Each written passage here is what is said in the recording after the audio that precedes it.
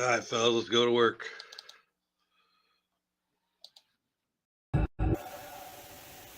Get Money Sports Show, what up?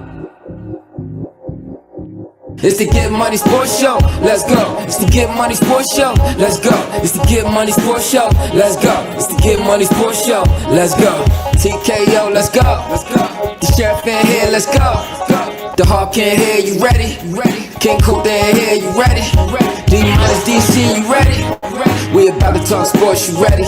You know TKO pro. Russell Love better ask the sheriff about them Colts.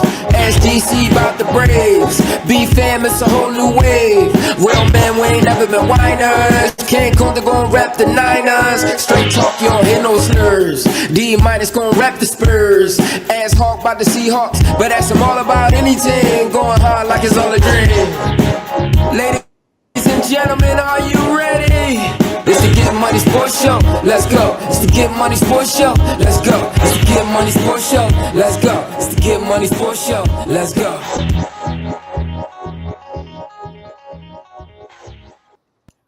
Miami Hurricanes, let's go. It's time for the Beck to cause a wreck. That t-shirt is trademarked by me. I just made that shit up. I can say that because I am a UGA fan, and we dealt with Carson Beck, Timmy, all those years, and we're so glad that he finally showed his true colors. 4 picks. 4. 1, 2, 3, 4 picks. 4 picks. Okay. 1 at the end, to end the game. We got our people in here. TKO is a pro. What up, TK? What's up? How you doing, man? See, you fired up. Well, you know, I like to live off of other people's misery sometime, and Carson Beck doing bad while he's not in a Georgia uniform. You know, we could have won a couple ships with him if he played like he did before this. Speaking of ships, there's not an ocean anywhere near Indiana, but somebody thinks they're getting a ship this year. What up, Sheriff? Yo, what's up, everybody? It's the Sheriff from South Central Indiana. Today's homecoming. I'm going to be in Bloomington working today. And after today's win, the future number 2 team is, we just signed Curt Cignetti to a long-term deal, $11.6 million a year, 8 years. We got the leading front runner for Heisman and Mendoza. I'm laughing at Teddy's face right now. Teddy's face is not biased. Teddy, and you know I love you, right? Guess what I did? I brought one of my buddies here, and guess what he is? He's an Indiana fan. Welcome to I see what you're doing. What up, Get Money Sports? What's happening? Appreciate it. I am an Indianapolis Colts fan. Yes, sir. All day, every day. Yeah, man. I ain't tripping on the Colts. I'm cool with them. Top of the AFC right now. I ain't tripping on the Colts. It's the Hoosiers for me. Indiana Hoosiers. Well, yeah. We got a game today that they got to get through, man. So we still got a lot of football to play. I said that earlier this week. It's still a lot of football to play. See, now that's the Indiana fan that I appreciate. Not that they don't love Charles. The Sheriff is that fan that is like in that finally mode. Remember when Indiana had Bobby Knight and basketball became important in Indiana and movies came out and Hoosiers and finally something great happened in sports in Indiana. That's the Sheriff. When something great happens and a team that he's been supporting losing all his life, it's his year. It's his year. That's just the way it is. Y'all won the regular season games. Congratulations. Hey, my God, boy. TKO is always going to be a toothpick in the side till that trophy goes up. Pretty much, because y'all throw a national championship out there every game. Y'all just celebrate like y'all never won a game before. Man, if y'all win one playoff game, my Lord, they're going to shut down the whole state. They will. And it's going to be. See, and he's going to, the Sheriff says, I'm going to be there. I'm going to be right up in that shit. I will be there feeding the damn team too. Yeah, right. You know what? If you guys win a ship, there's no way you're going to continue feeding the team. Oh, That's really shutting down. You're like, oh, close up, close shop, Time to go celebrate. I wish. I'm saying, I like it when those. I just like that kind of sports. But D minus gonna be a little late. He's got some people working on his house this morning that swore they'd be done by 10 o'clock. We all know how contractors are. They'd be done by 3.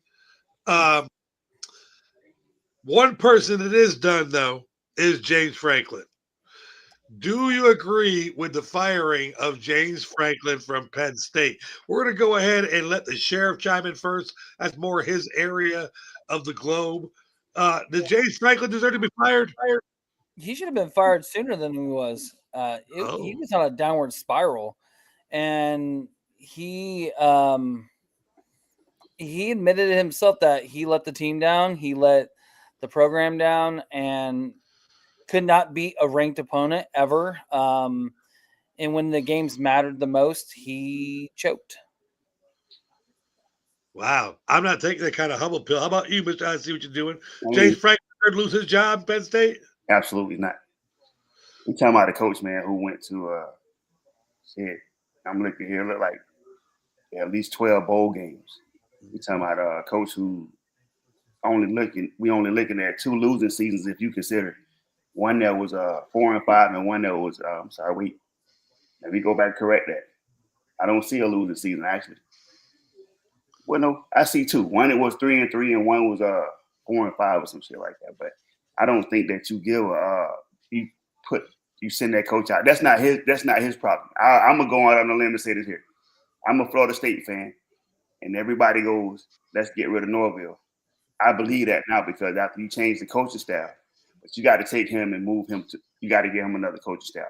Remember, this is the same Penn State isn't this the same Penn State that had the issue with the scandals and shit like that? So correct. You got to give the man a chance to change the culture because that's coming from that right there. That's not only a culture change, but you got to change the atmosphere of a whole college. I don't think they should have got rid of him this year, maybe, or at least let him finish the year and see what he can do. But mid-season, I'm in there like that. I was king here. Penn State, lot of tradition up there. You had an Italian Paterno coach up there for years, winning games for you, losing games, but you love Joe Paterno. Then you found out about the scandal, and you hire a black man to replace him, and now said black man has winning seasons, and he loses his 5-star quarterback, Colby Albert, and you're telling me that you deserve to be fired during the season? TKO, elaborate. I would say this. Do he deserve to be fired? Not necessarily. I don't think he really was the true problem because Penn State has had top talent year after year after year. If you're producing athletes that's getting to the next level, like Abdul Carter that just recently got drafted, you got the Micah Parsons, and you got several other guys that made it to the league and they're cornerstones for their franchises. I think the talent is to blame because they didn't show up when they needed to. Drew Aller, in my opinion, was a lights out quarterback. This year should have been his year. They are stacked to the gills with talent. They got the line returning. You got everything that you want. You got the running backs, and yet they never produce. I think the biggest problem for years has been just like Notre Dame. They don't get fast receivers. They always go get those position receivers. They don't have the guys that pop the top. So I think if anything he's been a victim of is this society of all of everything. What have you done for me lately? Instead of institutions like a Florida State saying, hey, get this man a shot, because to be realistic, in college football today, if you want to be an instant winner, it's not to say that a young guy coming in just because he got plays off of Madden that he can come in here and win. Mm-hmm. He needs to, again, with Franklin, like he said, 2 losing seasons. How many coaches out there can produce like that? And that's God honest, that's the truth to me. You got to be able to produce in this league.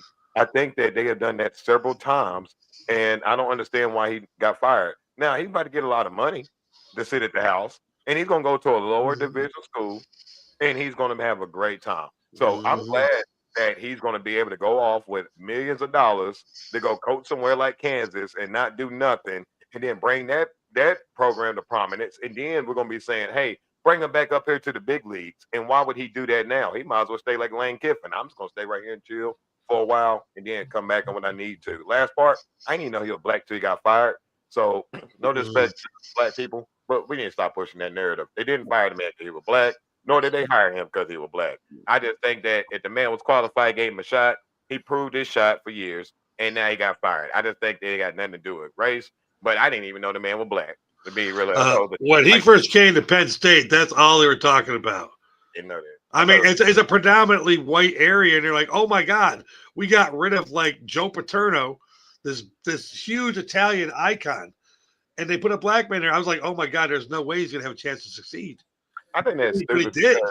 because look at the players. Almost every school and every institution, Right, no matter you're how right. racist the background may be, Ole Miss is one of the racist schools you ever hear Oh of. my God, Yeah, your neighbors hanging people and doing stuff like that Right. to the black kids.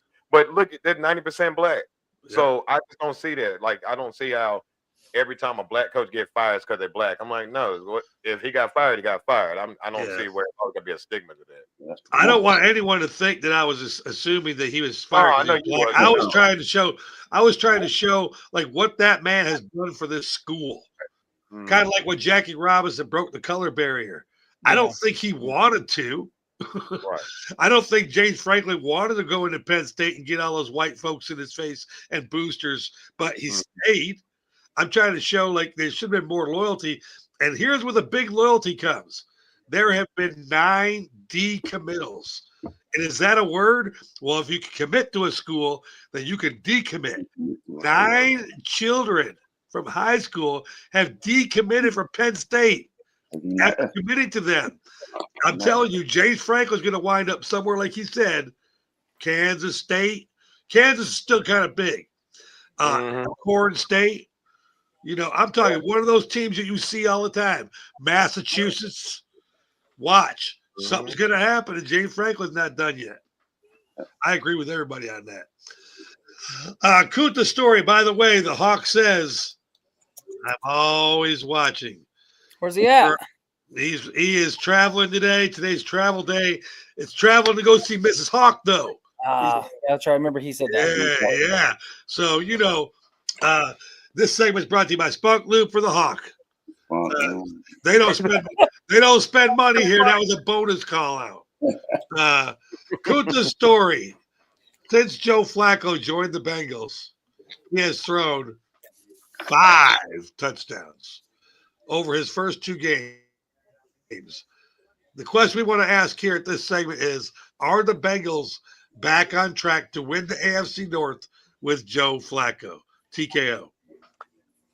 I would say it's very possible because I do not see a front runner in that division. To say the Steelers, do they really have it? No, they went right out there and smacked them right in the mouth. They played tough football. So knowing that's always going to be a dogfight division, I think that Joe Flacco gives them a chance because the Browns, as you can see, offensively is a problem. They're atrocious because with the Bengals, he has weapons. He has a line that can give him enough time that the Browns couldn't do. So I do believe that they have a fighter's chance right now. If they can hang around for Joe to get back, they have a chance. I really do believe that. Sheriff, what you think, man? You know, I agree with Teddy. You know, the Bengals, you know, while Burrow's out, it's giving them a little bit of hope, and there is a chance. That is, you know, we've said this week in, week out, AFC North is one of the, you know, they play each other tough no matter what the record is. They all don't like each other. You could be a 0-win team playing a 5-win team, and it doesn't matter. Flacco has been around the league. He's been around, you know, been around that division now everywhere, giving them a fighting chance, and there is hope. I just still think that division goes through Pittsburgh, though. Mr. I see what you're doing. Maybe. The problem that you're going to have with that is you have an experienced quarterback right now. I'm not saying that Joe Burrow is the problem. I'm just saying that Flacco passes the ball around to a lot more players than Joe Burrow does. Jamar Chase had a record night on Thursday. not only Jamar Chase, but I'm talking about hadn't T. Higgins disappeared from the offense for a little bit, man. And I'm talking about here we got Chase and T. Higgins both getting in the end zone. You don't see that with Joe Burrow on the field, bro. I don't even know. I question sometimes whether T. Higgins is playing when Joe Burrow is at quarterback. So if they keep this type of they keep this set up, yeah. But if they get rid of Flacco and move him around when Joe get back, then I don't see it happen. Because then you get if you got to play Pittsburgh again, you don't get the thing that you saw Thursday night. You get a totally different game. And I like to add in real fast. I'm sorry, D. Is that the fact that they got to go through a bad Ravens defense, a good Browns defense, yet offense is trash. So that's wins right there. And then they had to go head to head with the Steelers again, which they proved to them they can go toe to toe. I think that's showing a big, and in the run game with Chase Brown, Yeah, that's how I was gonna go. was a big difference that night because he'd been running like ish all year, and then he showed up. So if he believes and they get that going, that helps Joe out a lot too. So I think if they can get that run game going, it's going to help. That's the passing game. I think what this all showed in the nutshell, with all three of you are trying to say here, is Joe Burrow has a very complicated playbook. I just feel like I watched Joe Flacco go in there. Trash Hold on a second now. Hold on a second. You have no idea where I'm going. Chill out. All right. I think Joe Burrow's playbook, which he's a stud. Let's not get that wrong. Joe Burrow's playbook is complicated. And I think the team in Cincinnati currently is having trouble with said playbook. Flacco's only been there for 2 games, which means he's not using Burrow's full playbook. Let's get that straight. What he's doing is he looks like a Superman Purdy. When Brock Purdy came in and had to play, they simplified the playbook out, and he was dumping passes here and dumping passes here. Flacco didn't go long, but 2 times. They were all dump passes to everybody, and everybody got handoffs. Right. I just think that the simple playbook worked for the simple players. Now we'll go around. TKO. Close it out. I like that assessment because that does make sense that, again, get it to your players, get it in space, and allow them to make plays.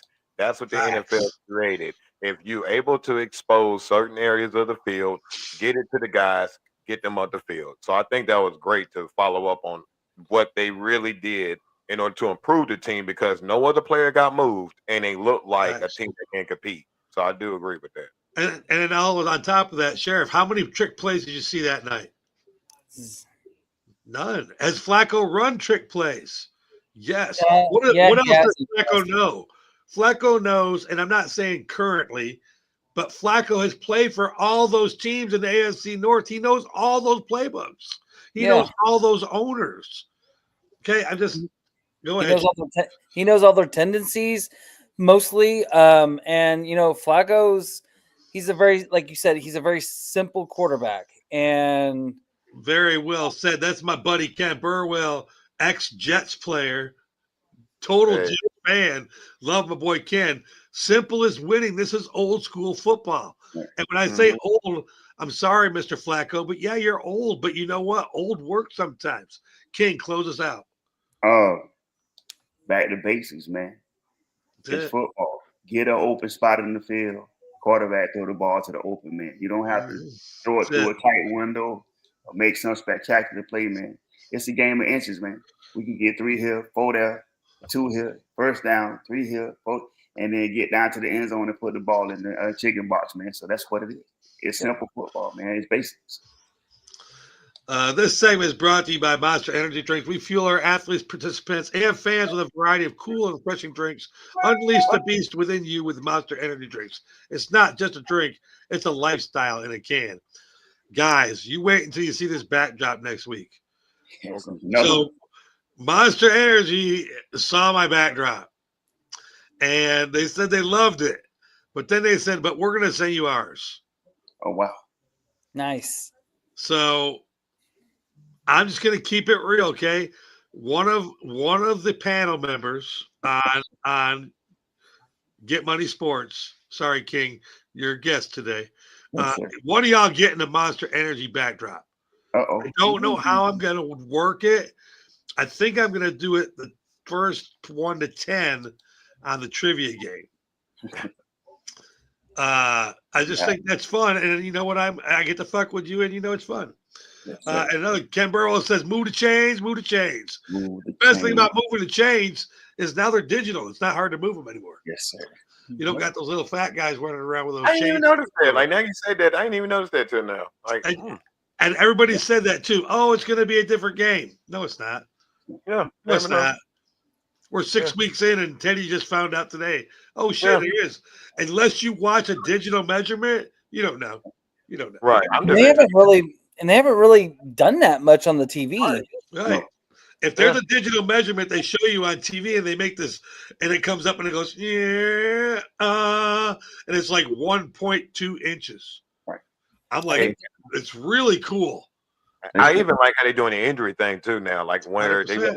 I seen last week Shamar James for the Cowboys. I could see it before he shook his head like this and they moved the camera. The next play they took him off the field. I've seen a lot of that. Great job. I think that's really helping out a lot. 100%. With all the rumors surrounding Curt Cignetti, the possibility of him leaving Indiana to go to Penn State for more money, how important was it for Indiana to offer Cignetti the 8-year, $93 million contract to stay in Indiana? Let's go ahead and let it get him out of his chest. Go ahead, Sheriff. Why was it important for Indiana to sign Cignetti? Well, it was important for a few reasons. Let's give him his flowers here. It was important. It was important, because this solidifies Indiana's football program for long term. This is going to bring now top recruits want to play for Cignetti, especially after that big win against Oregon last week. And also, it's also important that he's not going to leave. He said in his video release that he's going to retire a Hoosier. He doesn't want to go anywhere else. This is his final stop. I believe this is what he was built for, Indiana. There's a lot of coaches that go to other schools that make sense. This made sense for IU. This was the best hire for the football program this team ever has made. All right, I'll chime in, and then we'll make some sense out of this. Cignetti does have a winning attitude. If you listen to him, I didn't say he's a winner. Cignetti definitely has a winning attitude. He's just like I am. If I get on a field or a game or anything there's a competition at, I know I'm winning. I might not win, but I know I'm winning. That's Cignetti. He's super cocky. He has a huge ego, and he has a winning attitude. And I think that's very important for sports. Here's the other thing we know about Indiana. The same boosters that kept Bobby Knight there through all that chair throwing shit, they are still there, and they're going to build a statue for Cignetti, and he knows that. Who doesn't want to be the Bobby Knight of Indiana in the 2000s? And if he keeps winning, they will build him a statue, and he will go down in Bobby Knight history, and he will start throwing shit. He reminds me of the Bobby Knight of football coaching. That's just my opinion of Cignetti. I agree. Very passionate and very, very, very, very violent. Mr. I see what you're doing. Your opinion, Mr. Cignetti. Shit, we're going to wait and see. He just got this job in 24. He just took over the head coaching job in Indiana. So if you consider that he had a great year this year and he flopped next year, since you got to spend the whole, I think that is important. It was important for him to sign that contract, but I mean, the jury's still out, right? That's how I feel about it. He could be good this year and next year after the significant players on that team leave and go to the league or whatever. He looked like a human team again, you feel? So, shit, good job for Curt signing $93 million. I mean, if you flop a couple of years, you can get a big buyout. Like James Franklin, and then you at the crib, you don't have to work no more. You know what I mean? I'm not saying that's what's gonna happen. I'm just saying, shit, we gotta wait to see. 24, you got a team that was already being fertilized and growing and all that shit. You know, you still got to put your team together. So I'm gonna take King's point there and put it on TKO. TKO, you are Curt Cignetti. Mm-hmm. You're in your second year of coaching the Indiana Hoosiers. You had a good first year. You're having a good second year. Penn State is open. do you stay at Indiana for 11 million, or do you go to Penn State for 4 years for 13 million? I would Now, have took the you do understand I halved your contract. He got 8 years.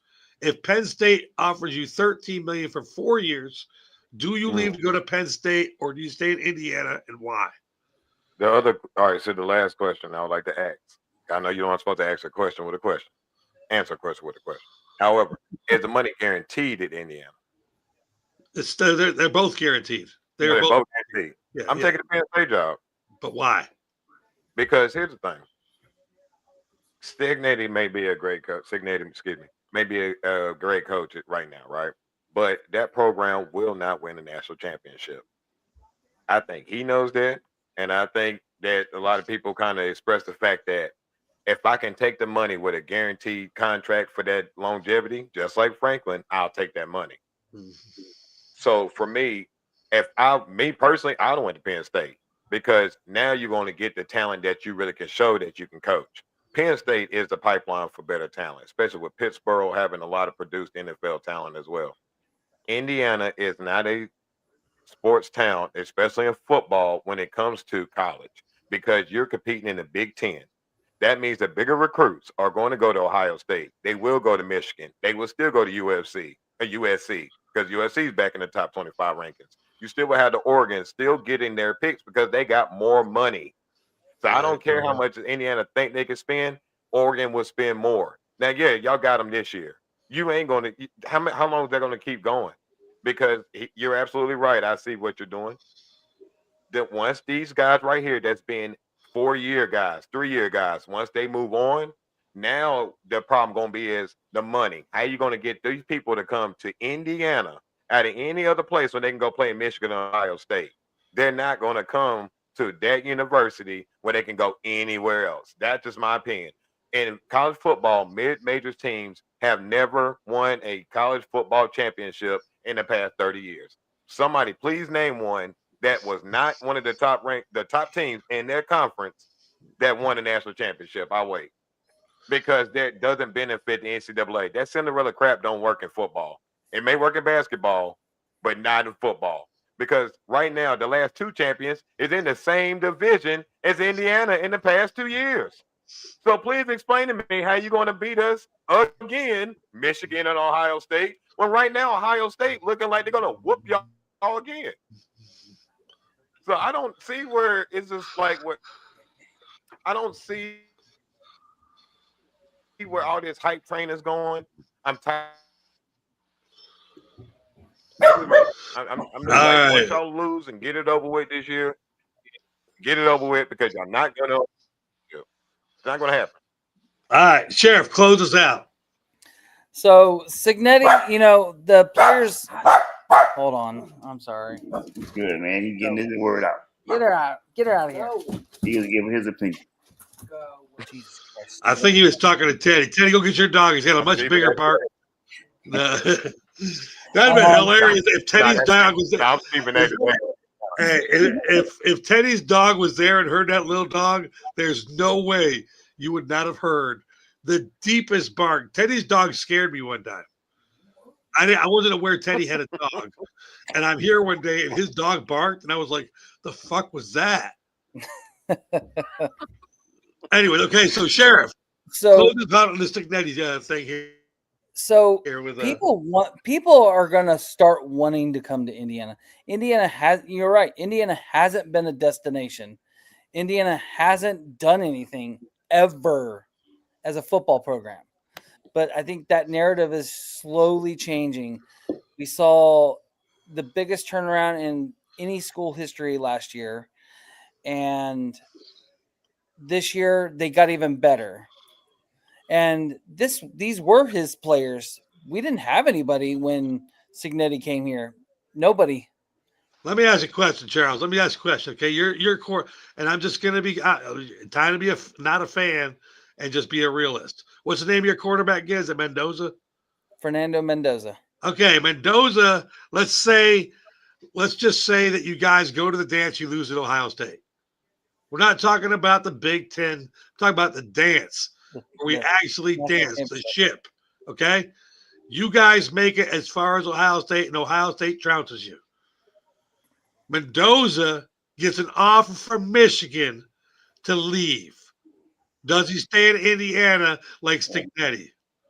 Well, he's supposed to graduate this year, so he. Okay, but you can stay another year. I know the True, rules. true, Okay. True. Okay. So Mendoza gets, and we already know you make more money in college than you do a pro. Yeah. It's getting to that point now. Yes. Because it's just being honest here. Okay. When you're in the pros, you're older. When you're younger, you're way more marketable. Very true. And I'm talking about companies. I'm not talking about football. So Mendoza gets an offer to stay and go quarterback 1 year at Michigan. And it's the year that Michigan's got them 2 running backs still. Okay. Does he leave or stay with Indiana 1 more year or go pro? Exactly. You don't have It, to answer. You don't have to answer. And that's why Indiana will never be Michigan, Ohio State, USC when it comes to Big Ten football. They're not willing to stay in Indiana for the loyalty of Indiana. But what if he does? Okay, what if he does? What if he does? I know, but your lack of an answer is exactly why Indiana sports won't be there. I want to believe in you, but it's just you're Mendoza. Are you staying or going to pro or going to Michigan? Are you following the money? You're a child. Are you staying for loyalty to a college? No, you're not. You're not. You're not going to do it. They don't have the loyalty that you have.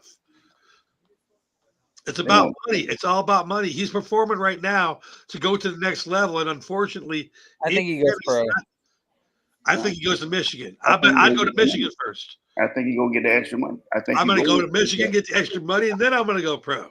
No, I'm starting to think Sheriff is clever. I think he's trolling us, man.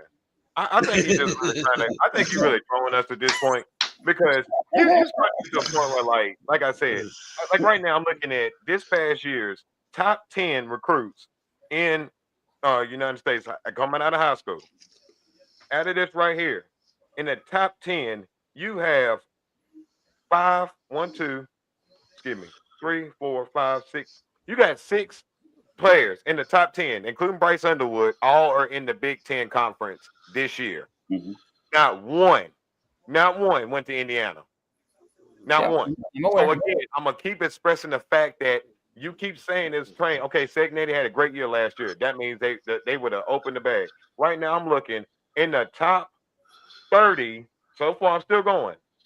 There's not one recruit y'all got coming in this past year that's right now in the top 100. And you mean to tell me in the next 4 to 5 years, you're supposed to compete with Bryce Underwood and other people like how Ohio State keeps turning great receivers, great quarterbacks, great defenses. Who is coming to Indiana to save y'all? I'm trying to figure that out because if these high school kids ain't coming this year, they ain't coming next year. So 0 5-star recruits. Yeah, looking at it. Exactly. And that's what I'm saying to you. This is the regular season, and you keep throwing these fireworks over every little game y'all win. If you beat all right, hold on, Teddy. Hold on. Teddy, let him go right here because I think he's going to say something that's going to be something to go get. Got it. Go ahead, Sheriff. 0 5-star recruits. Well documented. Everybody knows it. Nobody. This was a team that wasn't. This was supposed to be the flop year. I think, realistically, nobody has given this program a chance. You're 3 years. You have to have 3 winning seasons to make yourself legitimate. We're only in year 2. I think we truly have a legitimate chance to make it to the national championship, potentially win whoever the opponent could be. After Name beating one program. Name one program that actually happened. Hold on. Now that's where I'm going to go. I'm going to go that route too, okay? And we all love Cinderella stories.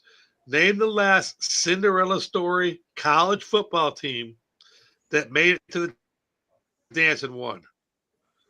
It's never happened. It's not going to happen because it's money. We already know these are fixed games. Matter of fact, this is one reason I'm telling you that Indiana's getting on the map. Do you know why I know Indiana's getting on the map? And I'm not saying you're bigger than Ohio State, Michigan, or USC in the Big Ten. You're number 4. You're not going to get over number 4 until one of those 3 teams gets out of the top 25. But I know you're on a map, and this is why. Vegas helped y'all cheat. Vegas told y'all to run in that end zone to cover that spread. You know it. I know it. I don't give a fuck what anybody says. That was Vegas. And we know Vegas controls college football. So now I'll go back to you. Name the last Cinderella story team at the beginning of the year that won a national championship. Not one. I mean, there isn't one, but Not one. So why is it this year? so Yeah, but why can't it? Why can't it be IU? Because not. everybody's going to lose money. You got to face. If we got to face Alabama, man, that's just not going to work. Do you know how many boosters are going to hit the shit fan if Indiana wins? Listen, Right. if you make it to the playoffs, bro, whoever you pull in the playoffs, man, that's the end of the road, bro. That Yeah. is. It is. And you know what? Making the playoffs and losing in the first round is still going to get you 4- and 3-star recruits. And you could come back with your schedule and win more games. But you're not going to get over those big three, even with a championship win this year. You're still going to be number 4. Look at the best, perfect example is Oregon. Oregon probably produces the most money out of most of these college teams and got the most invested, and they cannot win. And we're talking about Oregon. Everybody wants to play there. Because of Ohio State. Yeah. And other teams like the Alabamas, the Georgias, the SEC teams. Yeah. So again, you got teams that SEC can't even overcome their other two. Like Georgia, Alabama. You got a team like Auburn. They won national championships. Can't even get over those numbers. Can't even do it. Every time they get Alabama, every time they have to face Georgia, they're gonna get hit in the mouth. Hopefully, they don't have to face Tennessee at this particular point because Tennessee looking wicked right now. And let's not forget about that. I'm a Georgia fan. If you didn't watch that Georgia-Auburn game and understand that you're going to do what we tell you to do, and that's just the way it is. If you don't understand that about college football, dude, that guy scored a touchdown. Yes, it is. Okay? And they took it away. Kirby Smart was not clapping. Kirby Smart is the first coach ever to get a timeout back. I give you He got a timeout. This is we gotta. I mean, don't stop being a fan. Root for your team, but understand that when your team wins, somebody's money was on the other end of that, and I'm getting that part because I'm starting to get a lot of that money, and I'm starting to believe in that stuff. And we'll get back into more of that when we get into our college picks. Yes, sir. Let's go to our next segment. Hey, Sheriff, you know I love you, right? I know. I love you too, bro. I'm just keeping it 100. Yeah, that's I'm not trying to shoot you down and tell your team sucks. They don't suck. They're just not. It's just the difference in the game, bro. It's time to fill in the blanks with Burn by Rocky Patel.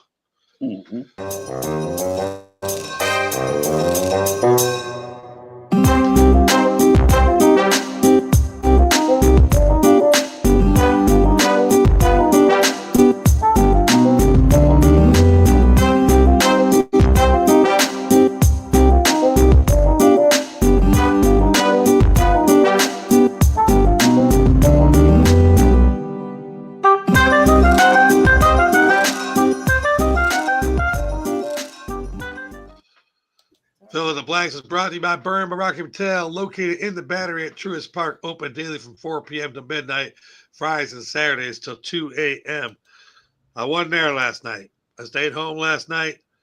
We got a big cookie and fudge order going out this weekend. And like I said, my buddy's birthday is this weekend. Guy from Metro Cooling and Heating. So I had a busy weekend. I don't know if you guys watch PTI, one of my favorite shows. As I get older and you guys spread off and get Money Sports, and there's only 2 of us left. Hopefully, my plan was that I could be Tony Cornwall and be up in my attic. Tony Kornheiser. Yeah, I love him. Cornhalls and be up my attic talking when I'm 80 years old still. Hopefully, one of you is still around talking with me, and that'd be fun. But I stole their segment. I just went out and stole it. And the funny part about it is, recently, this year, they renamed their segment. It's not called Fill in the Blanks anymore. Whatever. I guess that means I own it now. So all we want to do here is you give me a word. And you can use any word you want that explains what I'm trying to talk about here. TKO, trading a quarterback with 13 years of experience to another team in your division is blank. Stupid. I mean, it's self-explanatory. I mean, you let someone, and we talking about a particular guy that won a Super Bowl, Joe Flacco. I mean, when you as a franchise do that, you just saying I give up. I don't care no more. I don't want to try. That's just horrible. Stupid. That's why the Browns are always picking number one in the draft. I mean, you know what I like?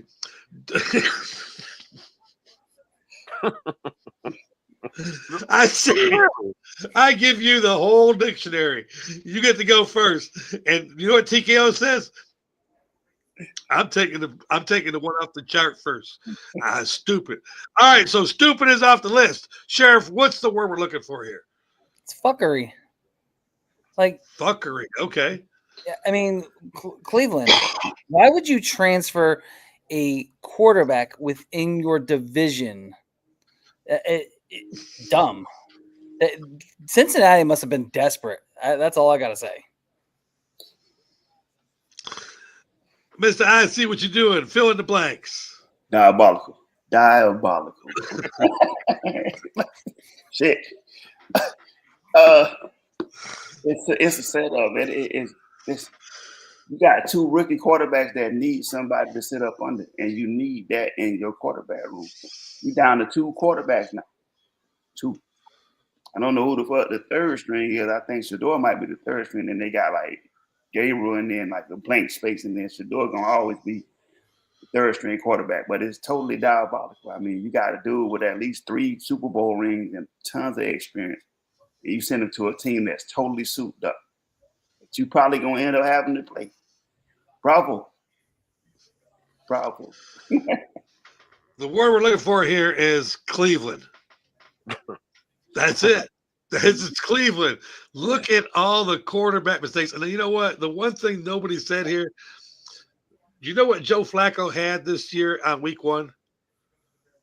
He had the Cleveland playbook. And now he plays for Cincinnati. Now, I don't know about you guys, but I know it's pretty hard to change a fucking playbook in the middle of the year. Okay? It is. Flacco has our playbook. If Cincinnati doesn't beat Cleveland, there's a problem. When Cincinnati plays Cleveland, if the spread is not 20, I'm going to be surprised. No, because Vegas knows. They know Joe Flacco's tendencies as well because they played with him, and Myles Garrett know how to get after him. So it is equal footing because the Browns defense is legit. I love it. It is. If the offense can move the ball, they will be tough, man. I swear to God, they're one of those teams. They could probably only lost 2 games if they can actually move the ball. It's just their defense too good. One of my favorite football movies is The Waterboy. Do you remember the game where he knew every play he was going to do? That's what it's going to be like this year when Cincinnati plays Cleveland. And I mean, everybody knows everybody's tendencies because right now, Joe Flacco is probably the smartest person in the AFC North. He has played for all 4 teams. He has 2 playbooks at his dispense. He might not remember every play in Cleveland playbook, but he had it this year. He looked at it through all of preseason. He ran plays. I mean, what an asset he has right now. But do you have to keep that playbook at the facility, or can you take it home? Because he might have that. Yeah, baby. Right. I mean, it's up here. I don't mean like he ain't got pictures of it, but it's in here. I mean, like it's Flacco's already got so much knowledge in his head.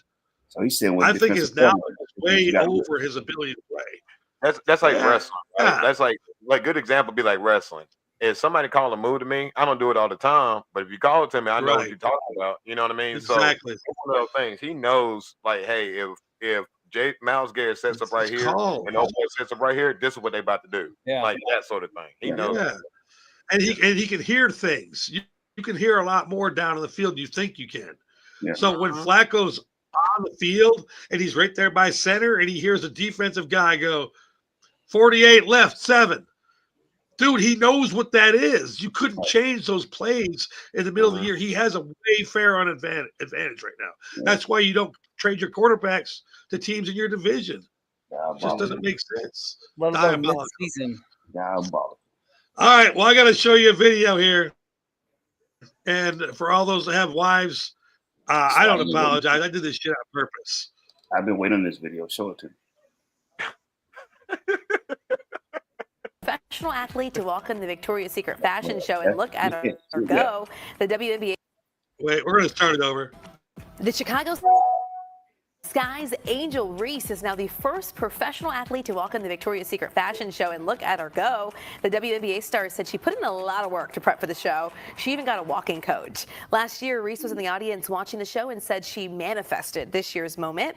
Also in the show, Olympic gold medalist Suni Lee. And we don't have video of that, but here's Reese again, sporting all the things, all the get-ups. I saw Suni Lee earlier. I mean, Me too. Angel Reese killed it. She looks amazing. And Suni Lee did as All right, so I pushed remove. No, I definitely pushed remove. Sheriff, watching WA star Angel Reese walk the runway at the 2025 Victoria's Secret fashion show is blank. Groundbreaking. First Nice. female athlete, Explain. first female athlete to ever do this. And watch, there's going to be more to follow. It may not be a ton, but they're going to slowly start doing that. That just shows how much confidence she has in herself, her body. And I mean, she may not be a really good basketball player, but she can rock the runway pretty good, though.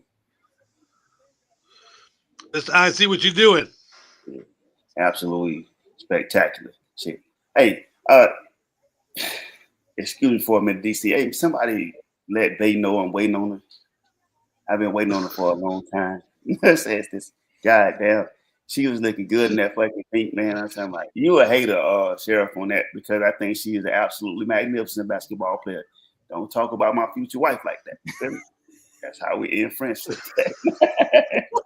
But no, it was spectacular, man. I mean, listen, you get a chance, she get a chance to expand her talents and shit. I mean, ain't like you make a whole lot of money in the NBA or the WNBA. So shit, I mean, modeling could be the thing.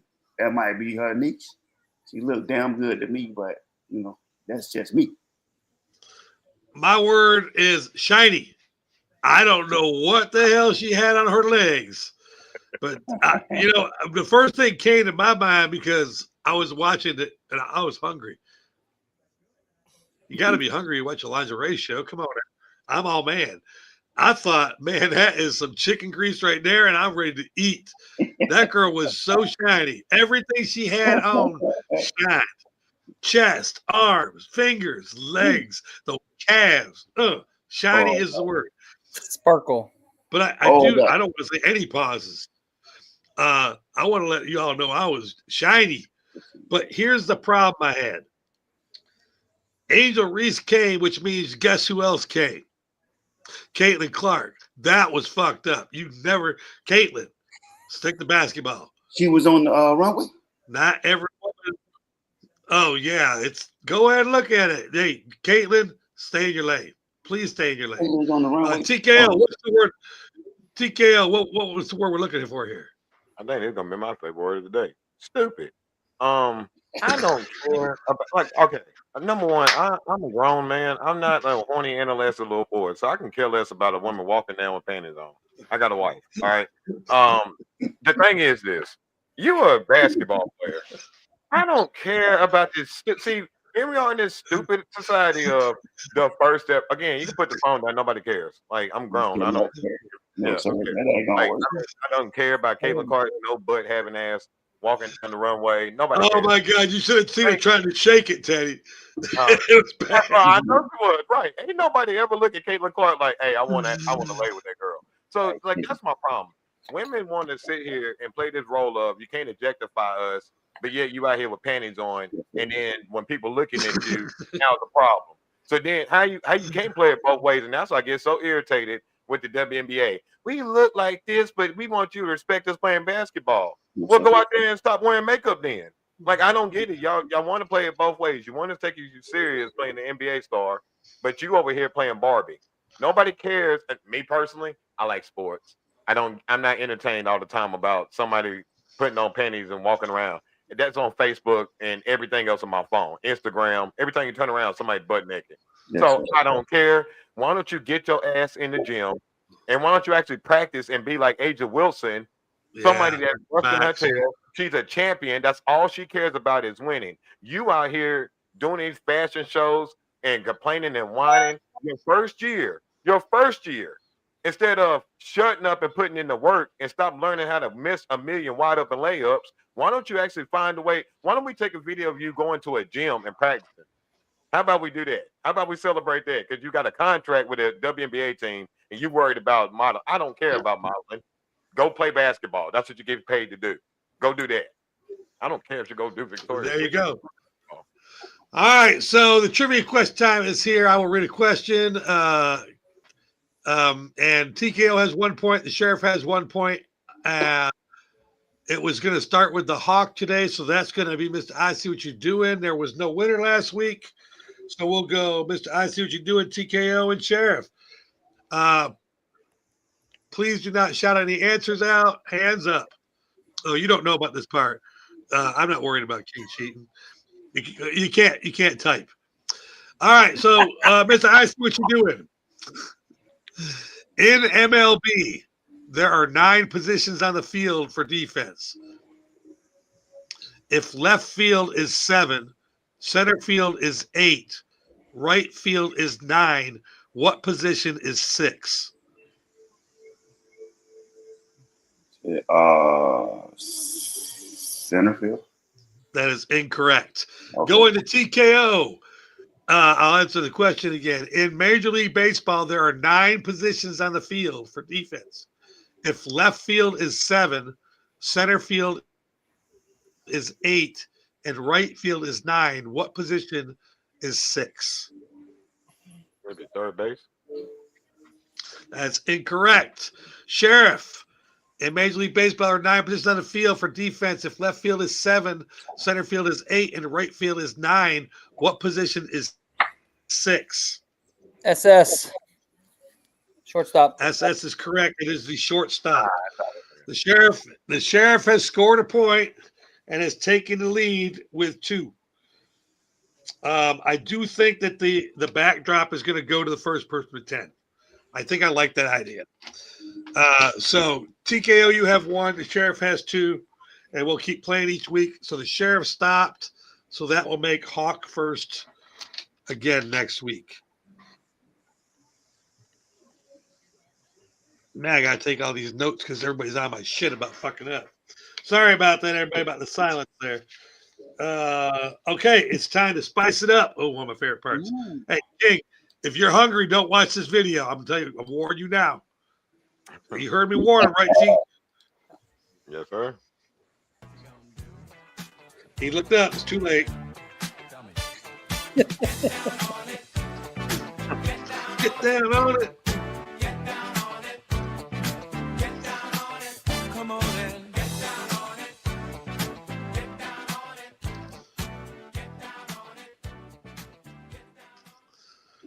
This week's top 5 is brought to you by Spice It Up. You can call Joe at 404-455-4751 for all your smoked and grilled meats needs. I'm going to tell you what I like about Joe the most is I get invited to these festivals as a host to eat, and I'm good at that. I'm really, really good at coming to your festival to taste your food on my Instagram and let everybody know where you are, what you are, and how good your food tastes. But if it tastes like shit, like that guy that gave me that Dr. Pickle after I told you I don't like Dr. Pepper, and you said, oh, no, it tastes so much better with this giant fucking pickle in it. Well, you know, my Instagram did go viral for the wrong reasons.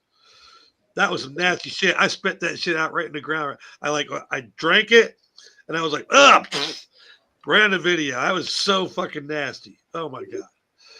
Anyways, this week's top 5 is who are the top 5 candidates for MVP in the NFL this year as of right now? Teddy, there's going to be a name in here, you know. It's coming. Are you ready for it? Okay, just let you know I'm preparing you, bro. Just making sure you're ready. I probably got his name too. All right. So starting off here at number 5, I had to put somebody in here that wasn't a quarterback. So I said, you know what? If a quarterback wasn't going to win this year, I'm going with Bijan Robinson. If somehow the Falcons make the playoffs, it's only going to be because of Bijan. That man is carrying the load of everything with a lot of talent on that team, but all you see is him. Last week, 170, actually 230 all-purpose yards. That's crazy. Who you got number 5, TK? I got Micah. No, I was playing. I got that problem, Mike.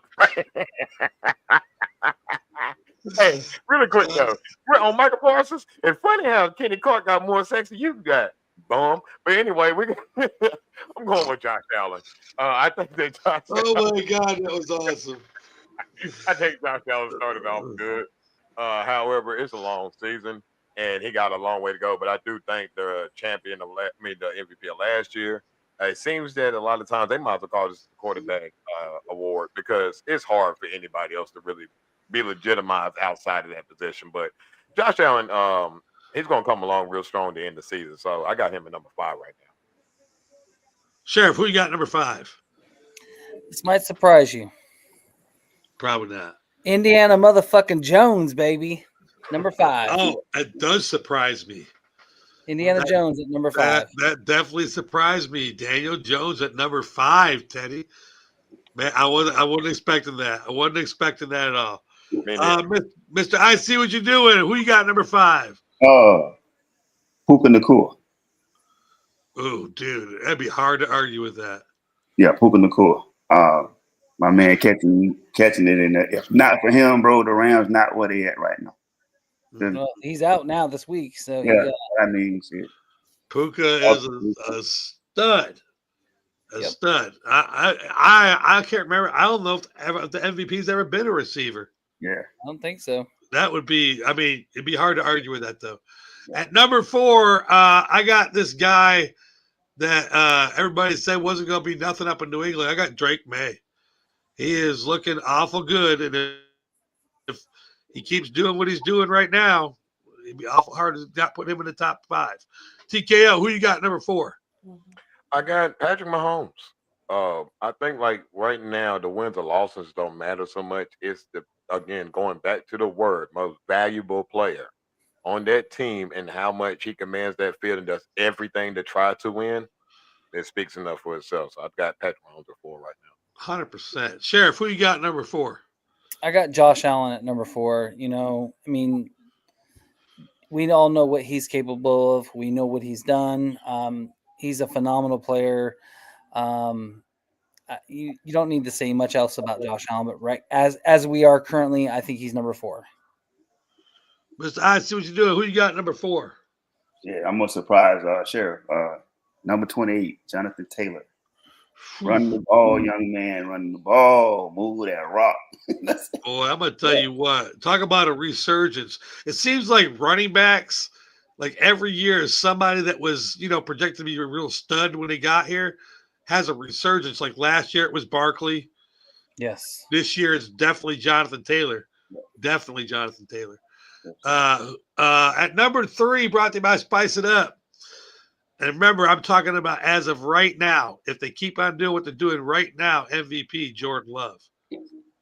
What he's doing with those Green Bay Packers, there's a lot of young talent there.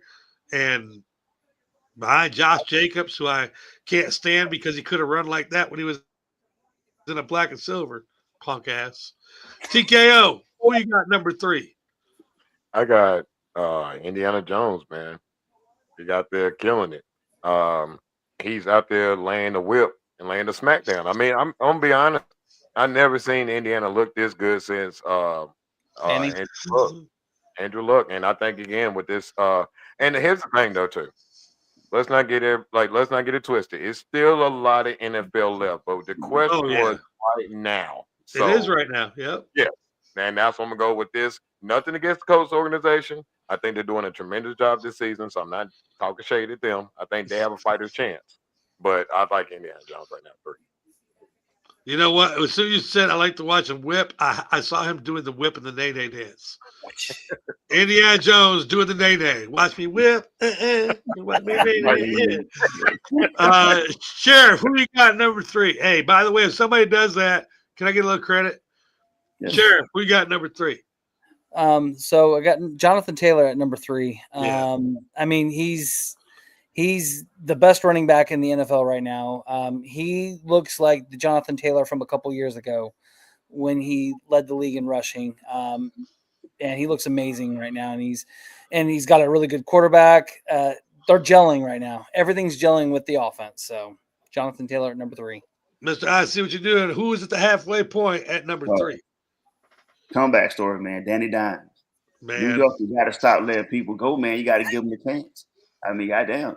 I mean, shit. If it takes for you to change locations to become to get back to what you do best, Daniel Jones, man, number 2. Daniel Jones. I mean, if you think about it, losing Saquon and losing Daniel Jones, and they're really good right now, New York management is probably not in a good place right now. Yeah. Just saying. You can have the Jets in there too because they're not doing well either. Okay, at number 2, brought to you by Spice It Up. Who do I think is going to be the runner-up to the MVP this year? It's Matt Stafford. If Matt Stafford's not throwing the ball to Puka can't catch. Matthew Stafford is the ageless wonder, and he's still getting hit. He ain't got no line.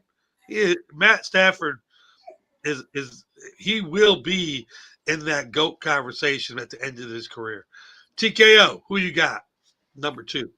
I got Dakota Prescott of the Dallas Cowboys, baby, because unlike a lot of people out here, I am a believer in the boys, and I think that they're going to run through the NFC East. We're not losing no more games in the NFC East. I'm going to tell you that right now. And then yet we're going to storm to the playoffs. So for all those naysayers out there, get ready because CD's back and watch this offense cook this week. But there's limited quarterbacks out there. How many sacks has he took this year? 2. 2 sacks. 2 sacks all year. Pretty good. 3 interceptions, and 2 of those were tipped. Yeah. So we're talking about right now, this man is playing dang near perfect, reading every call, checking it just right. I don't see too many quarterbacks. Even Indiana Jones is playing great. He's not reading the defense like Dak is doing. Dak is out there icing them up every single time. I just think Dak is playing amazing football. He is having a great year thus far. I would agree with that. But, Sheriff, who you got at number 2? At number 2, I have Matthew Stafford. I mean, he's an ageless wonder. I mean, I still wish he played for Detroit and did what he's doing now. He actually did do what he's doing now for Detroit. He just didn't have a team around him. I like Stafford. I like his story, and he's playing just as great as he was a couple years ago when they won the Super Bowl. Mr. I see what you're doing. Who's your runner-up? Who's at number 2? Shaking Baker Mayfield. Boy. Shake him off, brother. No, I said take the bus to 5-1. Hell, almost get sacked by San Francisco on the 3rd and 14, and then run for the fucking first down. Come on, man. Baker Mayfield, man. Here we go. It's time for that time. The number 1 candidate for MVP in DC's world in the NFL right now is absolutely Baker Mayfield. The man's just tougher than Stafford. That's it. The man's just a little tougher. And he's doing it with less weapons. Baker's scary, man. And they got a big game today. I'm going to talk about that later today. TKL, who you got MVP? My MVP right now is Baker, the dog, Mayfield. That man is a dog, man. You can't find he's like an old school Jim Plunkett type. Like he's not willing to go down. He's going to fight tooth and nail. That's why the team's playing hard. They believe in him because he's fighting for every single yard, every single play. Love him right now. He's outstanding. After this part, can I ask a question about the number 2 pick? I got a question. Absolutely. Sheriff, who you got number 1? I have Baker Mayfield. I mean, shame on Cleveland. Shame on you, Cleveland. Shame on you. They did with Flacco, so obviously. I mean, Cleveland, I've said it a few weeks. Cleveland is going to do what Cleveland does best. They let people leave. They let them walk out of the organization. They push him out. So Baker Mayfield has definitely, I mean, he's having a better year than he had last year, and he had a good year last year. And, you know, I'm an Indiana guy. I love the Colts and all that, but Baker Mayfield, I wish he was our quarterback. I think everybody do.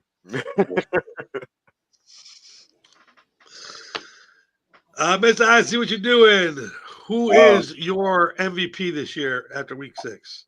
Shit, I hate to say it, but it was a toss-up between Baker and Jared Goff, and you get to find out who looked the best today this Sunday. You feel me? So I mean, shit. Both great quarterbacks, but I mean, Baker Mayfield got to get his receivers back, man. He lost a lot of receivers in this and shit. I might change because he got to play with some rookies this year. Tomorrow, he got to throw the ball to some rookies. And Booker gone, Godwin out, Mike Evans down, Bucky gone.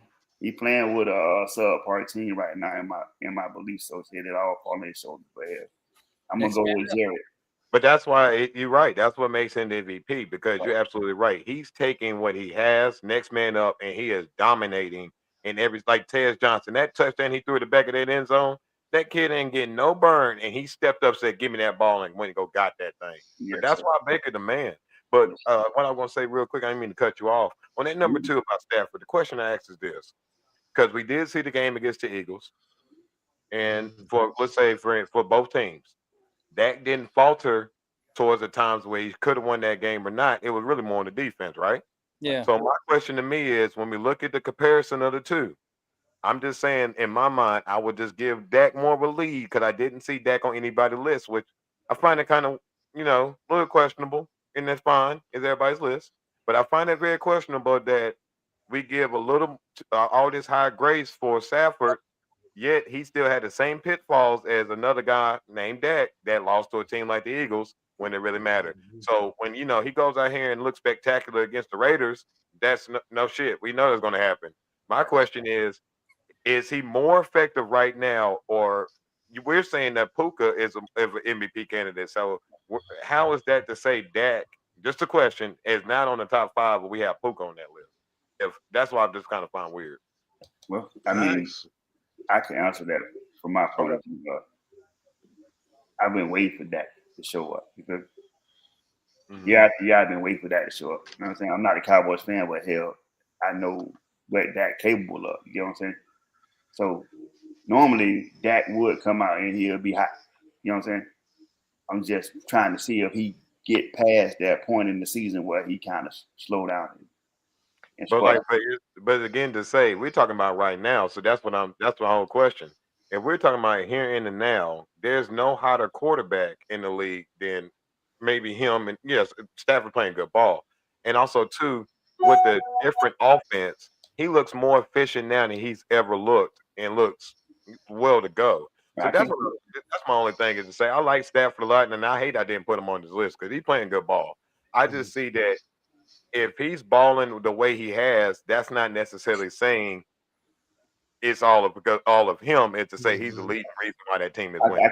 The other thing is this right here. I kind of didn't put him on the list because, and it's not a racial thing, but DC know how I do. I just don't see them giving it to him this year. I don't see them giving it to him. I mean, and that's totally because that's not because he's not a quality quarterback. That's just because I don't see where they think that that's beneficial for the league right now. Right. All right, we are going to go to our next segment. It is college football pick'em time. One of my favorite times. Not. Here we go. I'm glad you're excited.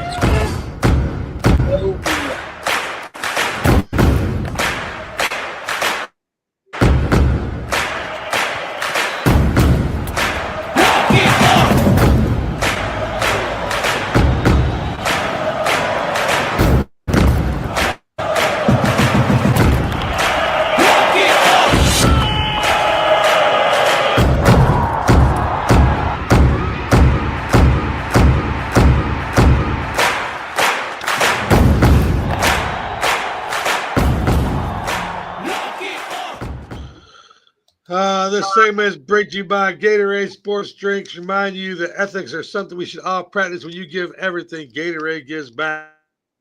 And I gave this back. I took that thing out, boy. Yeah. This Wild Cherry Glacier is some good shit.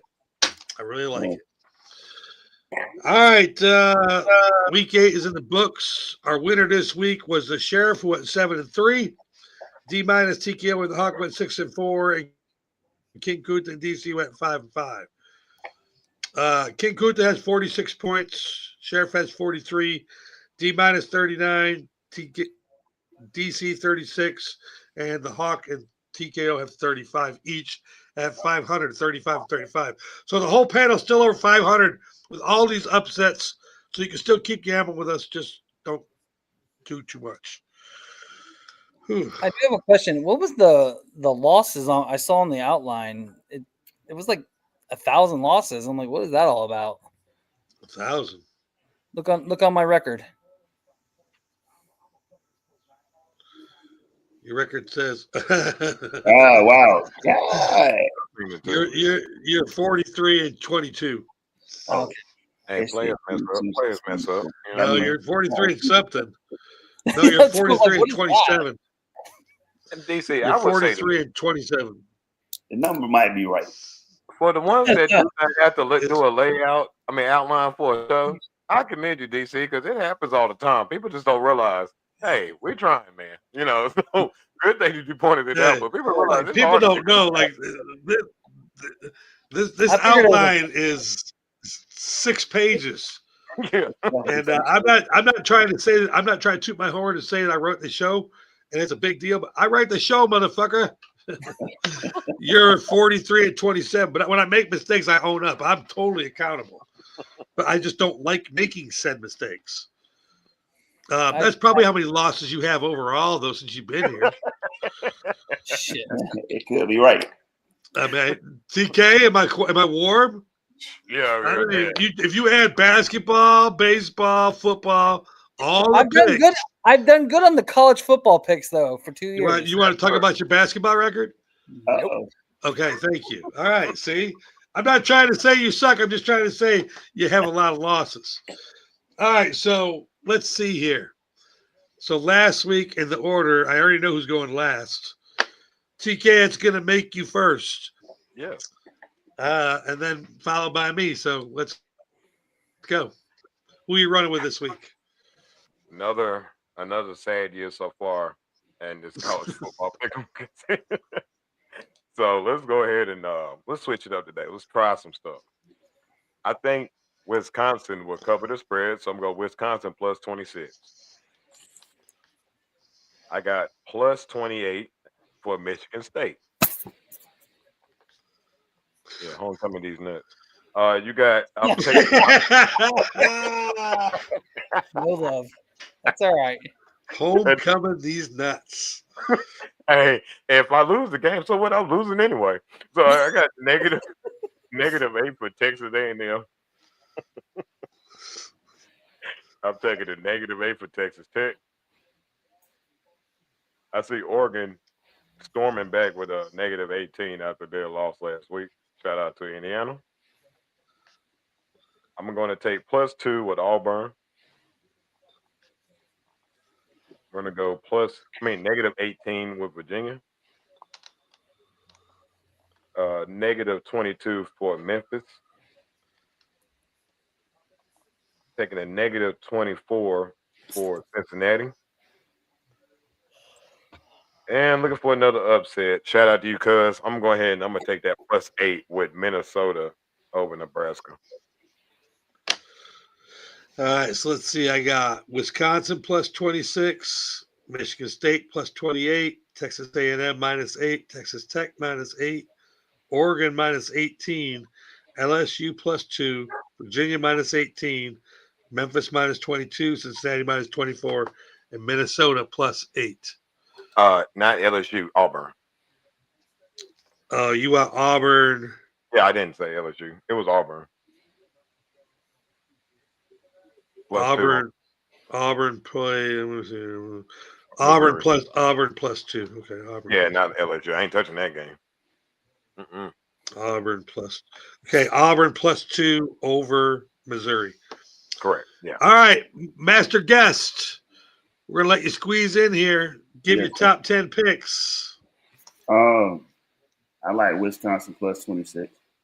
The game that everybody keep dancing around is negative 22 on South Florida.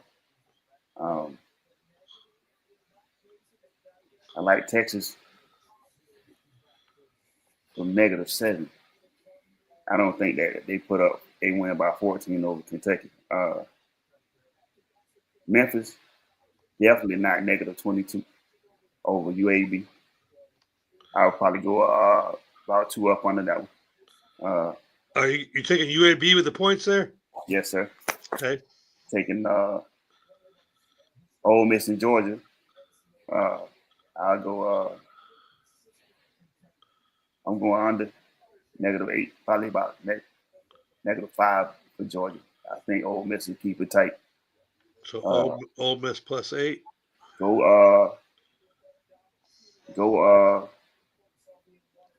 a little bit over -8 on Alabama because I believe that Alabama will get Tennessee by more than 8 points. Okay, Alabama -8. Yes, sir. 4 more. Yes, sir. Georgia Tech and Duke. I go to -3 on that one. Okay, Duke -3. Yes, sir. SC and Notre Dame. Don't do under 9. Probably -3 or something on that one. So you take Notre Dame +9. Yes, sir. Okay. And then Virginia, I can go with -18 on Virginia. VA -18. 1 more. One more. Which should be fun. Cincinnati and Oklahoma State should be about -14 or something like that. Okay, so OK State +24. Yes, sir. All right. Let's see here. 1, 2, 3, 4, 5, 6, 7, 8, 9. Man. All right, give me Ohio State -26.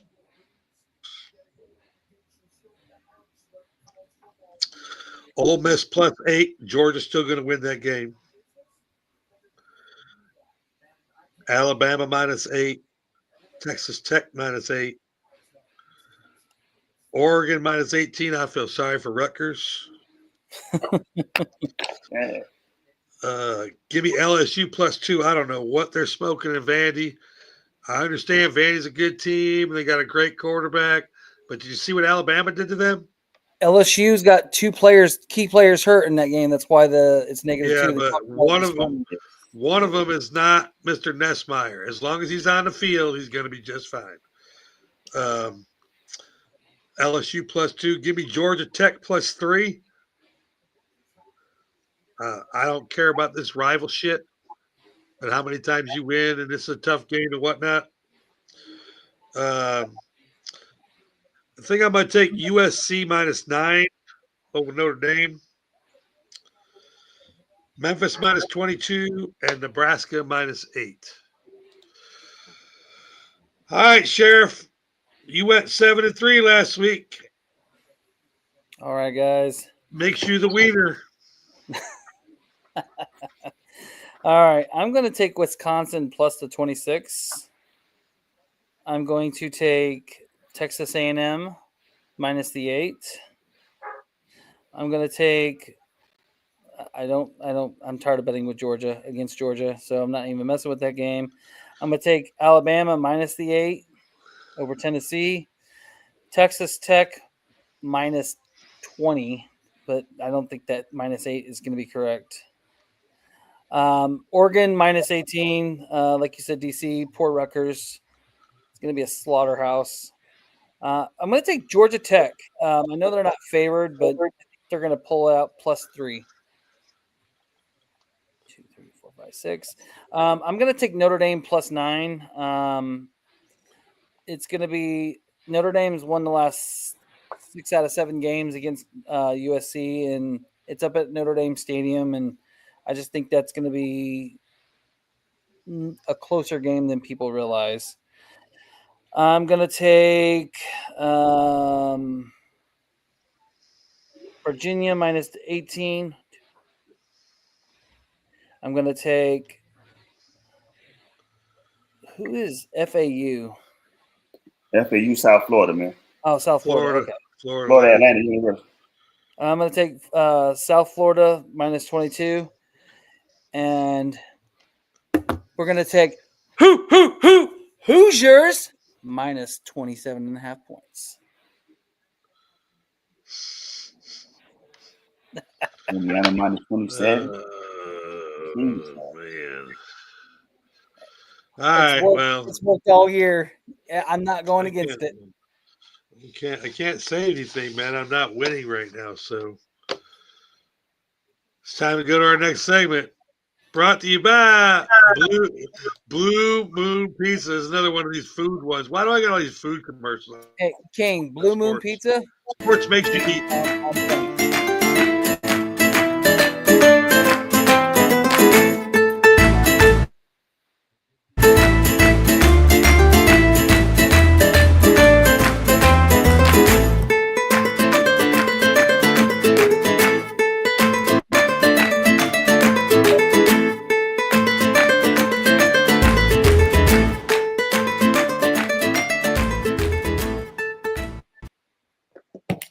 The NFL 8-game pick'em is sponsored by Blue Moon Pizza, located in the Windy Hill Shopping Center in Marietta, Georgia. They specialize in Italian dishes and pizza. They put crushed pine nuts on their crust. It's really good. It's so good. You can use the code BFAM10, BFAM10 for 10% off your dine-in orders only. That delivery man barely found your house. 770-984-2444. Week 6 is in the books, and our winner this week is TKO again, but this time somebody hit the parlay. Parlay time. Yes. I'd like to contribute this to all you crazy knockouts on my show, the Knockout Hour. Thank you so much for believing in me. No, this time it wasn't luck, man. I had a little bit of strategy. I'm going to give y'all a little secret. Most teams that come off a bye week is going to win because they had a week off. So they had more time to prepare. That's why that crucial pick I had with the Bears beating the Commanders paid off. So a lot of times it's a little bit of strategy. TKO's parlay has made him jump up into the lead. TKO has 35. King Kuta, D-, and the Hawk have 34, and the Sheriff and I have 31. Still a very tight race. Still a very long season. But let's see. So TKO went 8-0. DC, D-, and the Hawk went 6-2. King Kuta and Sheriff went 5-3. So let's see. That'd be Sheriff. You know, I didn't even put no money on that. You know how to put some money on that, boy. Yeah, that'd been a nice one. That 8-0 parlay would have been nice. Yeah, never even hit like that in my life. But Lord have mercy. Well, there's good sides and bad sides to that. All right, Sheriff, you're in last in this one right here. What you got going on this week? All right, guys. I'm going to take the Seahawks over the Texans. I'm going to take the 49ers over the Falcons. I'm going to take the Cowboys over the Commanders. The Panthers over the winless Jets. Panthers are actually kind of surprising this year, 3-3. New England, surprisingly, at 4-2 over the Tennessee Titans. The Rams over the Jags. I've got the Packers over the Cardinals. Cardinals have a lot of injuries right now. And I've got the Colts going into LA and beating the Chargers. I got Seahawks, 49ers, Cowboys, Panthers, Patriots, Rams, Packers, Colts. Yep. All right. I see what you're doing. Shit. I got the Jags. This is tough one. The Jags, the Patriots, the Jets over the Panthers, Broncos, Colts over the Chargers, Falcons over the 49ers, Lions over the Bucks, and the Seahawks over the Texans. All right, so I got Jags, Patriots, Jets, Colts, Broncos, Falcons, Lions, and Seahawks. Yes, sir. You think the Jets are All going to right. get the win? I think the Jets going to win. Yeah, there you go. You heard it right there. 1, 2, 3, 4, 5, 6. Man, y'all didn't help me at all. I'm going to take the Bears over the Saints. Take the Patriots over the Titans. The Eagles over the Vikings. The Panthers over the Jets.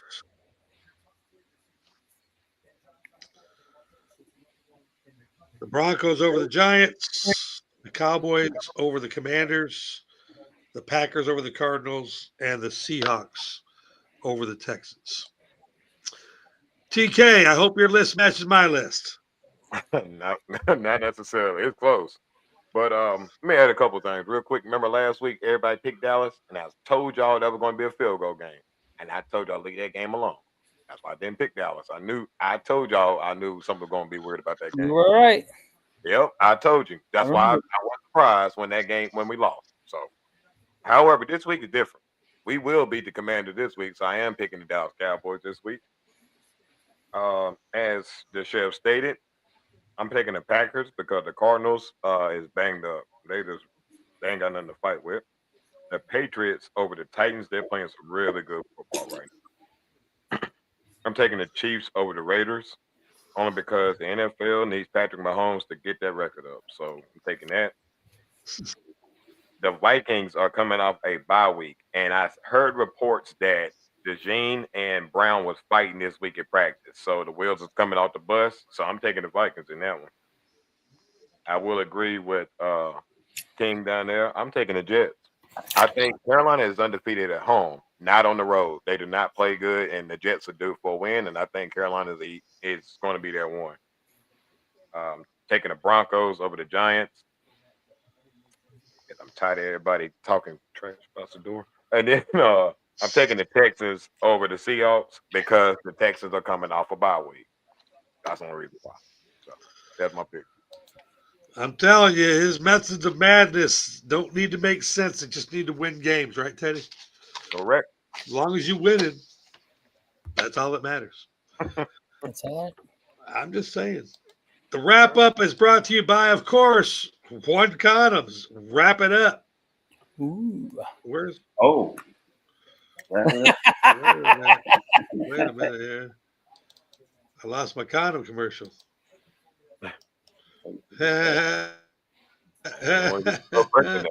So pregnant.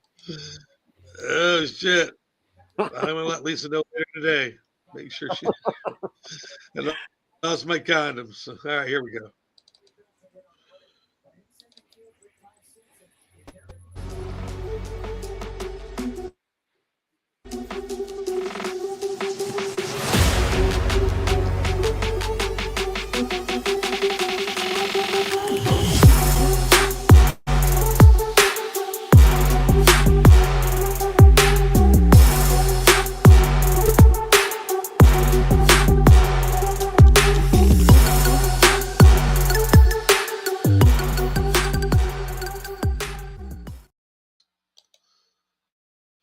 I'm not going to bring the guys on because it's uncomfortable talking about this with my buddies here. Hey, My One Condoms. Go down to myonecondoms.com. Download this Fit Kit thing. All you got to do is get this and put this. Yeah, they're paying me to do this, so I'm going to do it. Put this through here. You're going to go length and girth.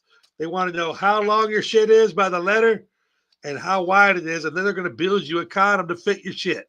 Get your shit fitting right. Download the Fit Kit. All right, that takes care of that. Sorry, fellas. You know, it is what it is. I mean, you got to pay for it. Yeah. And I'm saving babies. I don't need no kids around here that y'all don't want to take care of. Yes, sir. The Dodgers have won the NLCS. They swept the Brewers here. I kind of feel bad for the Brewers. I don't. You know. Okay, well, let's start with you then. How do you feel about the series, Sheriff? I'm glad the Brewers lost. just because they eliminated the Cubs. But Ohtani, what a performance last night. One for the ages. One for the ages. I said it before the season. I said it was going to be the Shohei Ohtani Dodgers winning the World Series.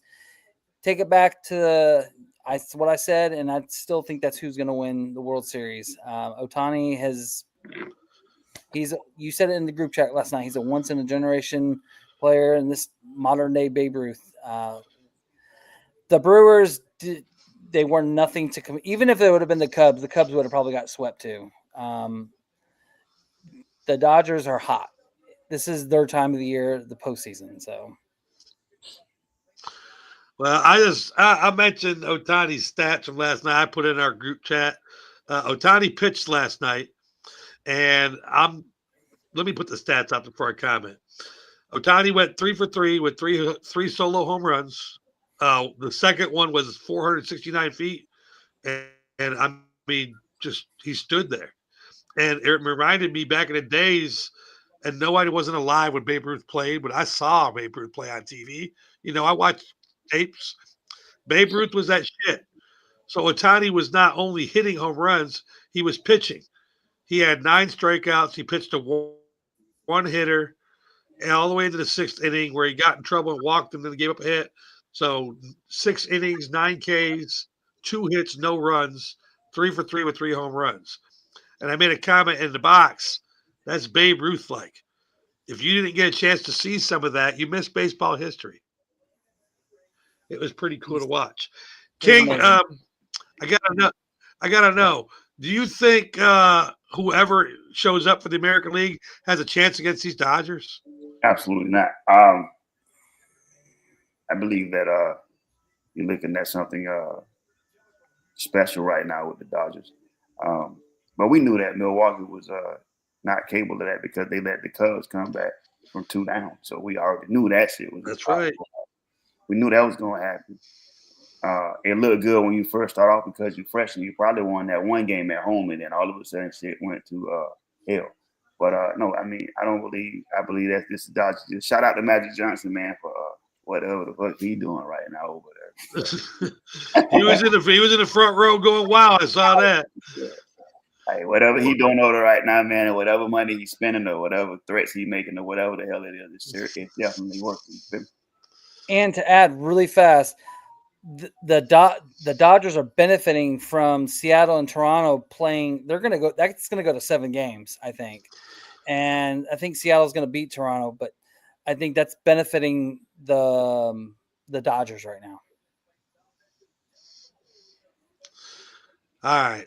TKO, my question to you is these Dodgers, the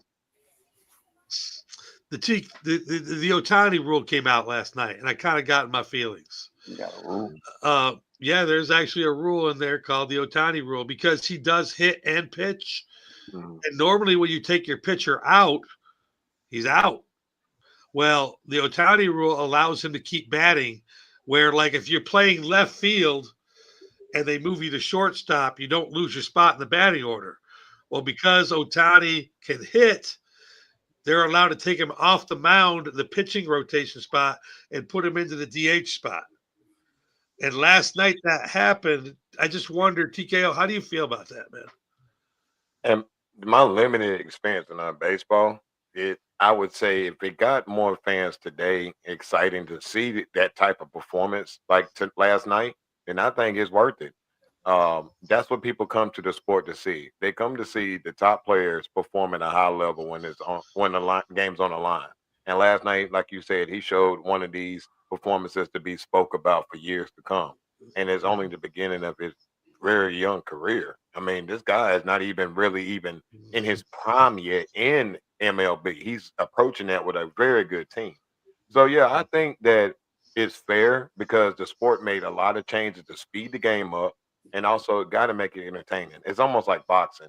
It's so rich in history that even like soccer, it can almost bore you out unless you had someone come along like him to wake you up. And I think Ohtani is pretty much doing that for baseball. And I think that's why I enjoy baseball so much over all the other sports. It's really hard to fix baseball because you still have to hit the ball. Mhm. I mean, if they say, all right, well, this team's going to win tonight, go out there and throw a meatball. You can throw a meatball, you still got to hit it out. I mean, it's not, baseball is really, really hard to fix. The ALCS is not tied any longer. Last night, the Mariners beat the Blue Jays 3-2, so they're up 3-2. I'm just wondering, TKO, do you see this going 7 games, or do you see the Mariners winning it tonight? First question, because I did try to look it up really fast. I'm gonna be honest. I'm going in with the Mariners only because of the Hawk. I'm showing solidarity for my brother, my compadre. But the real question I'll ask is, are they in Toronto tonight? I'm going to look right now. That's what I couldn't remember. They might not even be on tonight. No, it's might tomorrow be night switched. in Toronto. It's tomorrow. Ah, It's okay. tomorrow night. The last 2 games, yeah. Probably going. So 7. it is absolutely. It's good. The next 2 games are in Toronto. Ooh. Okay, I definitely go with the 7 on that, because I think they can heat those bats up for 1 game, and then let's see what they could duke it out in the 7. But I think they can go to game 7. Yes. All right, Mr. I see what you do. What do you think? Can this go 7 games? Can Toronto win 2 games at home to come back? I mean, they can, but I don't believe that. I don't think they will. I believe that you can. It's the possibility of that happening. It might be slim. You are at home, but I mean, shit, these guys get to go to the club while you get locked in. They get to do something different because they're on the road. It's not like they at home and shit. You feel me? I mean, it's the worst way to lose if you at home and you lose too. If you drop a game at home and they beat you in your stadium, shit, they get to dance in your grass all night long. So I think it's 7. To add something really quick, in those games, all right, so every win so far is showing, I think it's saying right here, they all been road games. So the road team has won except last night. This is So true. yeah, that could be a problem. Yeah. Well, no, it was last night too because last night Seattle beat them Right. at home. Yeah. Right. So Right. you're looking at I mean, maybe try and get that 1. So, Sheriff, my question to you is: Toronto has 2 games to win, and it's not just a home game; they're in their home country, so it's a lot different. You're out of country right now. If you're the Mariners, how much do you think that's going to affect them to win 1 game to go to the World Series? I think it's a little because Toronto has a unique ballpark. I think it's a dome, I believe, and I think Toronto will come out with game 6. They'll force a game 7, but I think Seattle will win game 7. Seattle almost plays in Canada as it is, so I don't think that's a big factor to them being in Canada or not. And it's not as long as the travel as most people think. I think it's a 3-hour flight from Seattle to Toronto, but I think it's going to be who shows up to play in game 7, who will truly win that game. I just don't see Toronto losing game 6. And I like TKO says, going with my Seattle Mariners for the Hawk.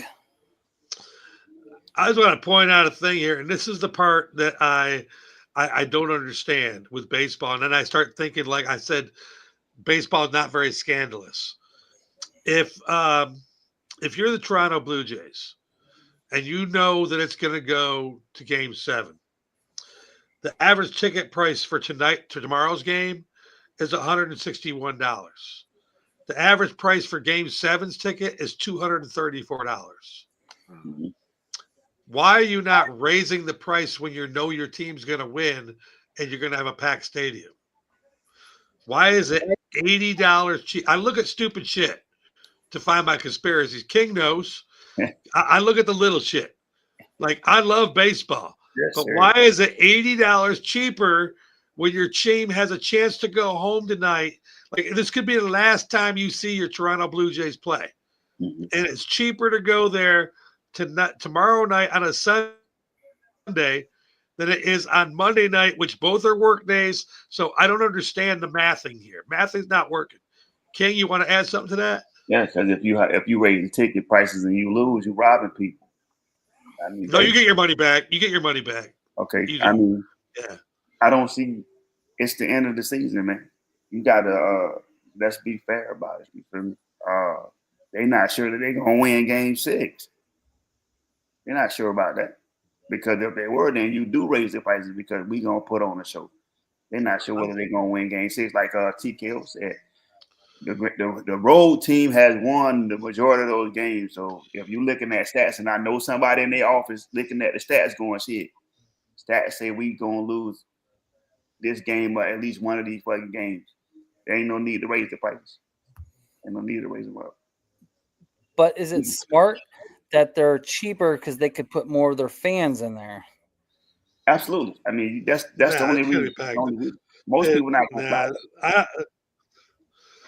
I don't understand it. I'm not giving anybody a fucking discount at the playoffs. This is my last chance to make money as a business. Fuck them fans. Fuck them. No matter what I put that price out there for, them seats gonna be sold. I think I see where you're going there. So you're saying like, and I think this is my idea too. So you're saying if the prices are lower tomorrow night, it's because they know that they're going to win Game 6. Because at Game 7, they can make sure they get the money. Because if they go out there and you know they're going to lose Game 7, you couldn't raise it because, like you said, if they're going to get some money back on it, the fans, then it's not benefiting them. So they might as well say, hey, we're going to lower the Game 6 because Game 7, you're going to show up and we're going to get the money on the back end. So I see what you're saying. You're putting all your money in on a game that you might not even see. You might not even see Game 7. That $80 increase might not happen. It should be the other way around. Get my money for Game 6, and if we make the Game 7, I might reward my fans with $80 off. That's the if. They don't even. I'm not. Right, I wouldn't. Yeah, fuck that. You're paying full price and more at the last game. Yes, sir. The NBA Summer League, we all talk about preseason and spring training, and we say certain things don't matter. NBA Summer League, the Charlotte Hornets are the only undefeated team at 6-0. Sheriff, do you think there's anything that's going to translate this into the regular season where the Charlotte Hornets are a direct threat immediately? No, and here's the reason why. This was the same thing that happened last year. Exact same thing. The Charlotte Hornets won the NBA Summer League preseason, and what happened? They were non-existent during the regular season. So no, this is not news to me. I see what you're doing. He's speaking facts. Last year in the Summer League, the Charlotte Hornets went 9-0, 10-1, and they came out and had a shit show. Is it different this year? That's it, like semi-pro basketball, man. Them guys they most of the players that play regular season basketball don't even show up to summer league. They somewhere else getting a different type of training. These are rookies, man, and I mean this is a developmental league. You ain't made it yet. It looked good for the summer, but I'm talking about on the 21st, when it's time to play basketball, look and see how many of those players show up on the 15-man roster. And then that's not going to translate to that season. That's not going to translate into an NBA season. TK, is Charlotte going to flip it this year? You up there in Carolina. Are they going to have a good summer league this year again and then flop? No, I think they're like finally they got some key young talent and it's starting to really kind of come to fruition. The East is wide open this year. A lot of the teams like the Celtics switched it up. Porzingis is not there no more. Tatum is gone. Right. I do think that they could probably be between a 5 to 7 seed in the East because look at a team like Indiana. They had some experience with like a Miles Turner. However, that team was a lot of young players wanting to go out there and fight. And I think a team finally like Lorenzo Ball, it looks like he's really in his prime. He's turning the corner. Miles Bridges look good. They look like a solid team. And I'd like Knipple out there shooting a 3. I think they probably could be a legit team now because in NBA today, if you can't get a lot of experience like let's say a Nuggets team, if you can't get that type of caliber of players there, then you need to go very young and fast and have fun. And I think they're playing loose. And this year may be a little bit different if LaMelo can stay healthy. I like where you're going there. Okay, so WWE fans, I got to get this story in here because the Vision had a flop. right after Seth Rollins won, Braun Breaker and Bronson Reed, mainly Braun Breaker, slapped the piss out of Seth Rollins and flipped on him, and then told Paul Heyman, get on board with the team or else. And Paul Heyman flipped on him. So I already know Teddy understands the story better than anybody. So we're going to go around and what do you think happens next? Mr. I see what you're doing. Are you a wrestling fan? I'm a big wrestling fan. Okay, so what happens next to the Vision here? The Vision got to face the Shield. You got to face the Shield. Dean Ambrose over in AEW is in an I Quit match with Darby Allin. Seth just dropped. Just got dropped by Breaker. They bring in somebody else of a caliber that can stand on the level to wrestle with the Shield. Roman Reigns just told the Usos, I don't want to see you guys till after Christmas. You feel me? After the holidays. So you got to face the Shield, man. Jimmy Uso and Jey Uso are not even violent enough to go up against Braun and that fucking tsunami that Braun dropped or that goddamn 23-mile-an-hour spear that Baker does around the fucking side of that one. They brought in his dad, Steiner's dad made a comment and shit like that. And the only thing that you can do right now is get justice for Seth Rollins. And in order to do that, you got to put the band back together, man. Here come the Shield. All right. There's one side of the story. Sheriff, how do you see this going down? As much as I would love that, Rollins he's going to be on the shelf for a while because I think he's got a really bad shoulder injury. I would love for the Shield to get back together. And historically, the Shield's always got back together in Indianapolis. But I just don't see that happening right now. That would be awesome. I think this is where Brock Lesnar gets brought back in and somehow is working with Breaker and Reed and Heyman. Oh, my God. That is a lot of meat. TKO, what do you think? All right. The Shield, absolutely not, because several things. Number one, Dean Ambrose is on a contract at AEW for a long time, and I'm not saying he never will be back, but it's no time soon. He has a long contract. Number two, being realistic, storylines, it wouldn't even make sense. Roman and Seth at this point don't need to be nowhere near each other because they're not friends. It doesn't make any business sense. They are their own stars, and Roman is a surpass everybody. So it doesn't make sense that he needs to play nice where they need to have a face-off. The match at WrestleMania was going to be Roman versus Seth. So as a fan, that wouldn't make sense that now they need to buddy up because Braun and Bronson is not strong enough to take out Roman. It's all a storyline. So I like the ideal of it, but I highly doubt that will ever happen again. I think that's kind of past its time. I would say that going with what Sheriff said, I would agree with that because I think Brock is going to be that one. If they were to bring another guy in as a leader, it would be Brock because Bronson shows way more traits of him being more of a Brock than he ever would be a Seth Rollins. Seth Rollins' injury has caused him now. This is the problem with Seth. When Seth is the main fixture of the show and he's champ, he gets hurt. He done it every time he's been champ. He done it when he blew his knee out. He done it the previous time when he lost the belt before. So the problem is the overusage of Seth because WWE is trying to get him on the level of Roman and it would never happen because Roman is the reason why people connect with him now is because he's the cool guy. Y'all don't remember when Roman was getting y'all cool with him, and y'all everybody sooner forget that because when COVID happened, he came out, he's cool Roman, and everybody forget how y'all booed him at WrestleMania. But I think the problem with Seth Rollins is he's number one, definitely overbooked. His problem is he never understands that he cannot go heel because he's trying to get admiration from the crowd. So it's stupid. So I think they're going to have to turn him back babyface because it's just not working. The crowd won't boo him. So if they won't boo him, the heat doesn't work for the matches. I think he can't get enough heat, and that's what it is. So the injury has now caused him to jump ship. He has to now come back as babyface.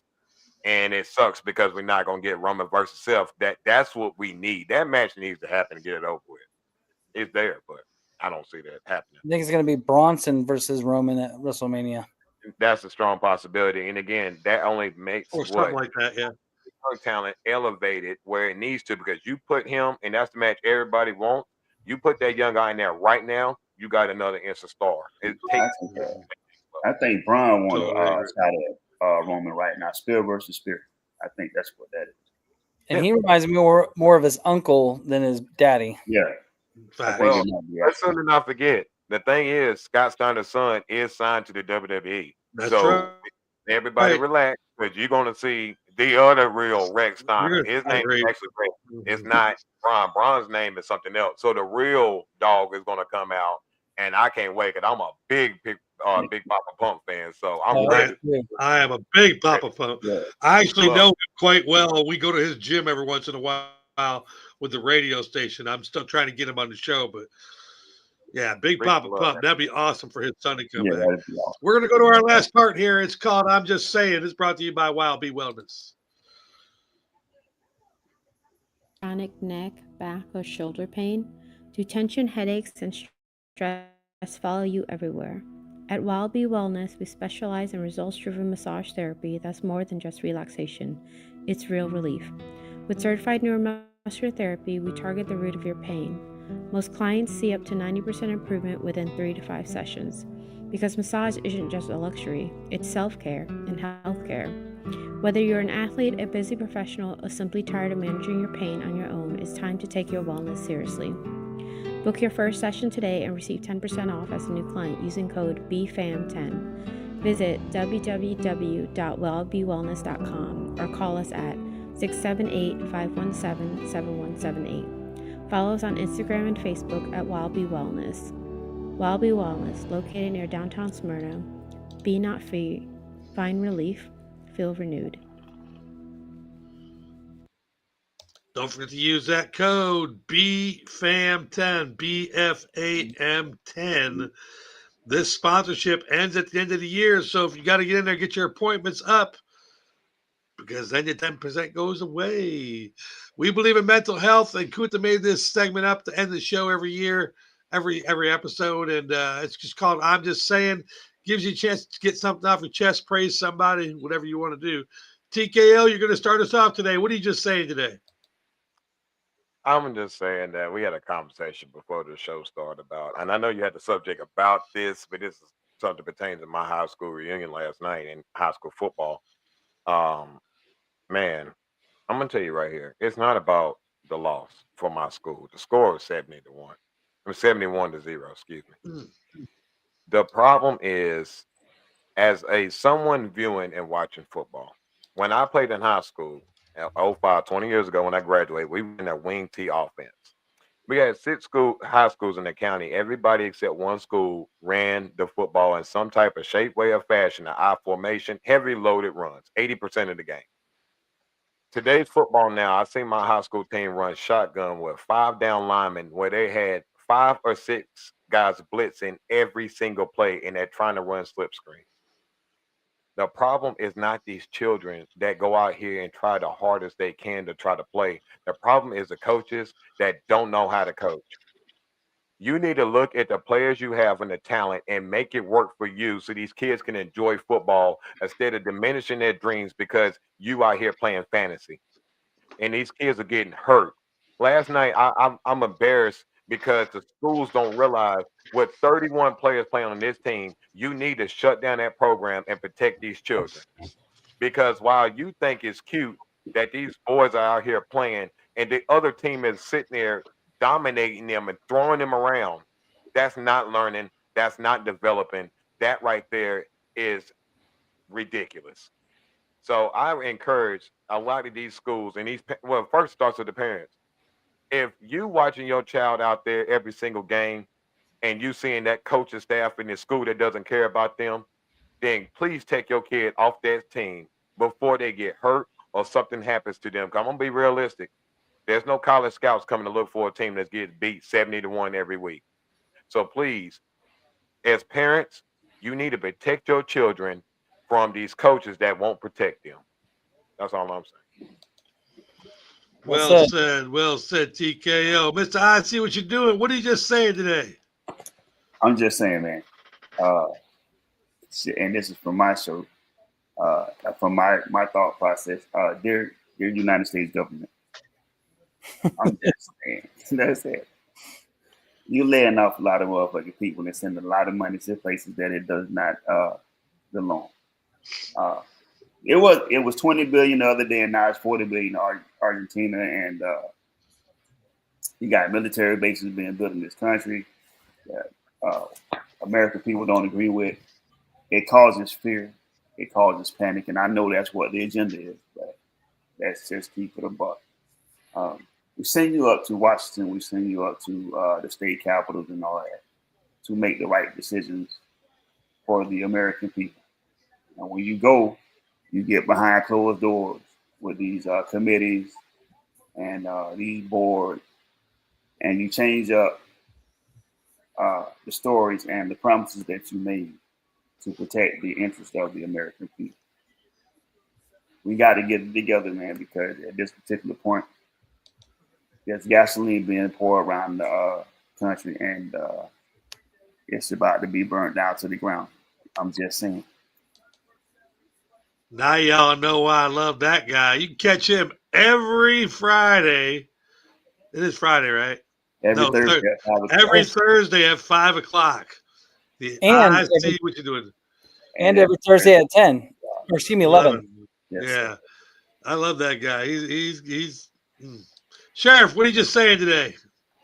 So this is going to be to all the pet owners. This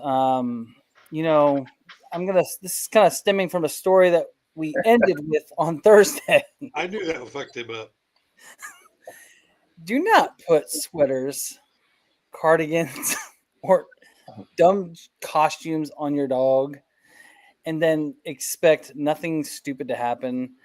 We had a story on Thursday where a hawk picked up this little poodle, chihuahua, whatever it was, and just flew off with it. And the mom was like, stop, put them down. Like, protect your animals. Don't put them in the front yard. Put them in the backyard. If you don't put clothes on them, they don't get snatched up. Be a responsible pet owner. That's all I'm going to say.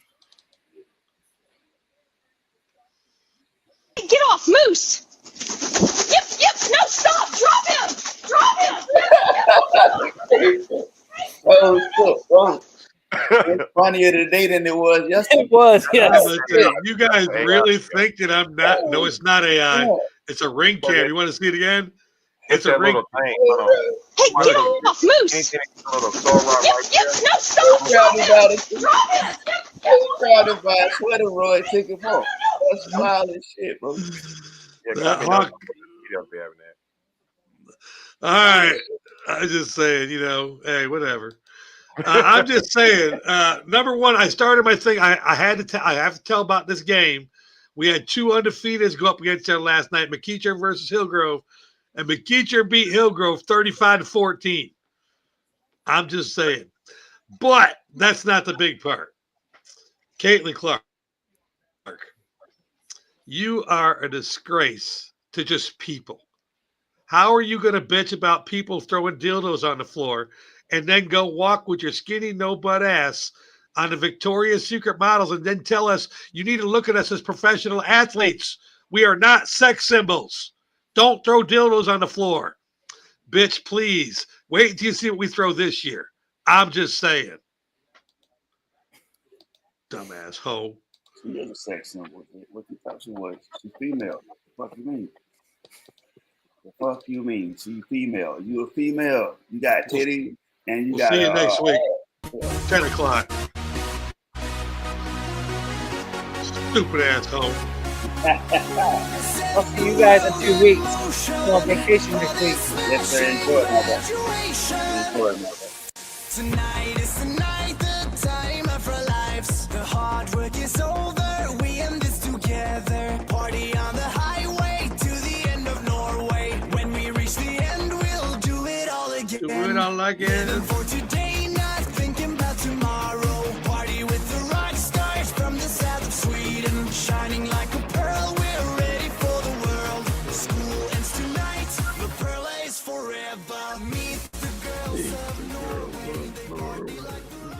Still in the